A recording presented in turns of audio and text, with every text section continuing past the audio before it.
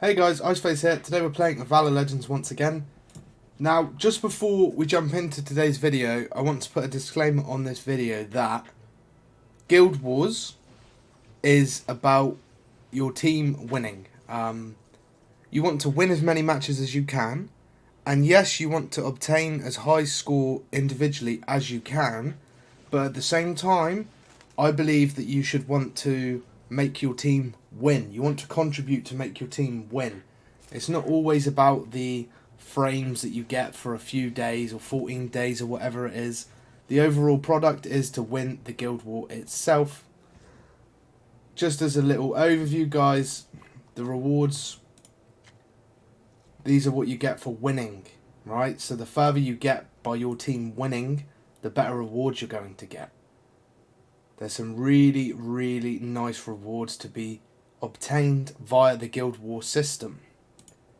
So, let's go on into today's video. I'm coming up with some hidden tips for you guys. Now, by hidden, I mean a lot of players may know them, but some of you may not.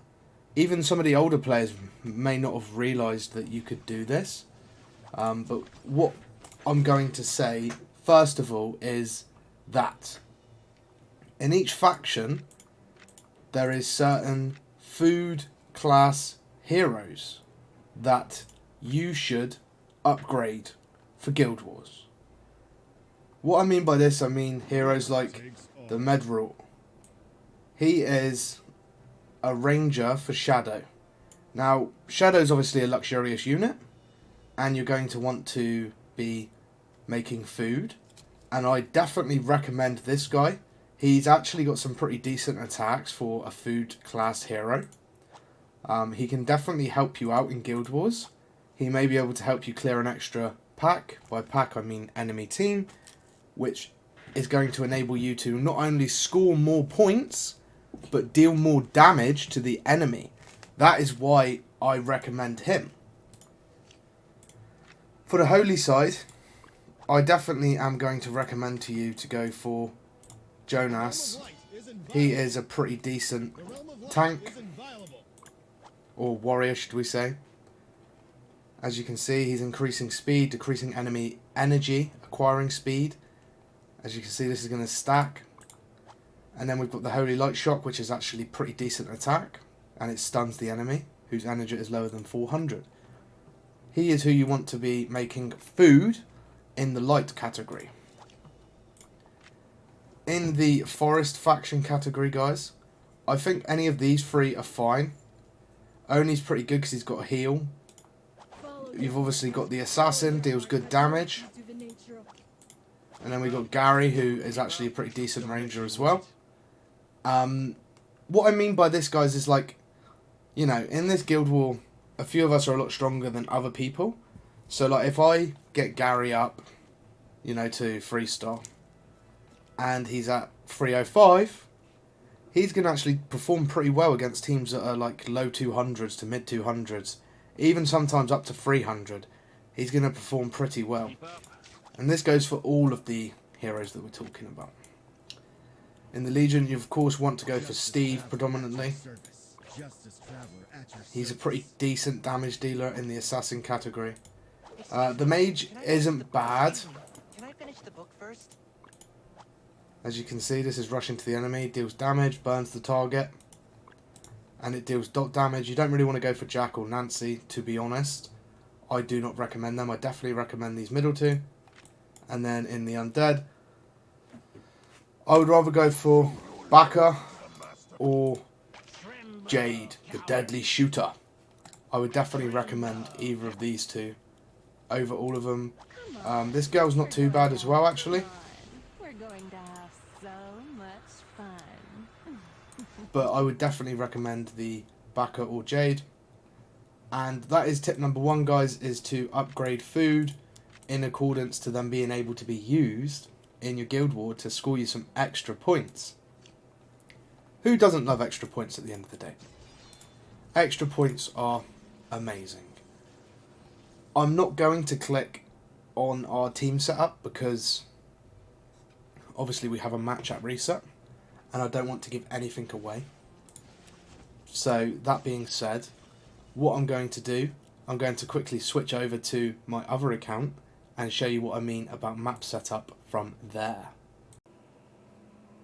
Right guys, so we're back on Ice Phase this time, and we're going to go ahead and jump on into Guild Wars. So, this is another hidden tip that I wanted to tell you guys about, and that there is certain towers that are more valuable, if you didn't know already, in certain scenarios. So for example, these two middle towers are very important because they link to 3 different towers.